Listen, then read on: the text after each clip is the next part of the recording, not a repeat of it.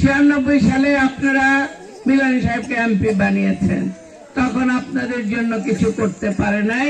তিনি শিক্ষা প্রতিমন্ত্রী হওয়ার পরে বাংলাদেশের সমস্ত নকল প্রতিরোধ করে শিক্ষা খাতে এক আলোড়ন সৃষ্টি করেছিলেন। আমার সব দিতে একসাথে হাতে আছে, আসো আমরা মিলন ভাইকে আবার আমরা ভোট দিতে পারবো ইনশাআল্লাহ। সবাই এবার কে দিতে পারবো? দুর্গাপুরের পক্ষ থেকে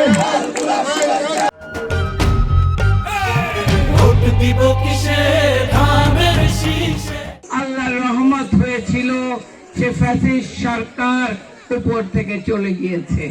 কিন্তু আপনাদের মনে রাখতে হবে, শুধুমাত্র ফ্যাসিস্ট সরকারের বড় বড় নেতৃবৃন্দরা চলে গিয়েছে, কিন্তু যারা আপনাদের সাথে অন্যায় করেছে, যারা আপনাদের বাড়িতে লুণ্ঠন করেছে, যারা সন্ত্রাসী কার্যকলাপে অভ্যস্ত ছিল, যারা আপনাদের দোকানপাট ভাঙচুর করেছে, যারা আপনাদের ব্যবসা প্রতিষ্ঠানে যেতে দেয়নি, তারা কিন্তু এখনো আপনাদের আশেপাশেই আছে।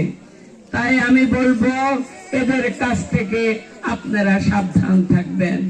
কারণ আমরা নির্বাচন করছি, নির্বাচনে অনেক ক্ষতি করার চেষ্টা তারা করছে।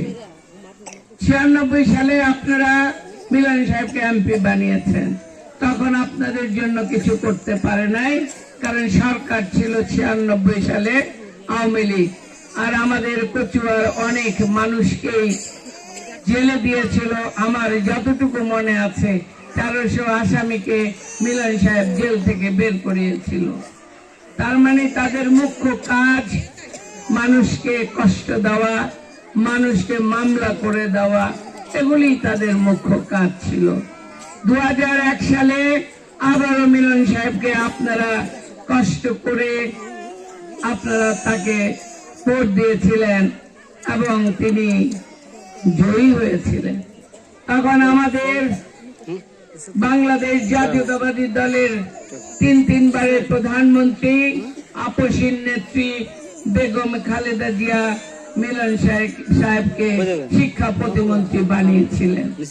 তিনি শিক্ষা প্রতিমন্ত্রী হওয়ার পরে বাংলাদেশের সমস্ত নকল প্রতিরোধ করে শিক্ষা খাতে এক আলোড়ন সৃষ্টি করেছিলেন।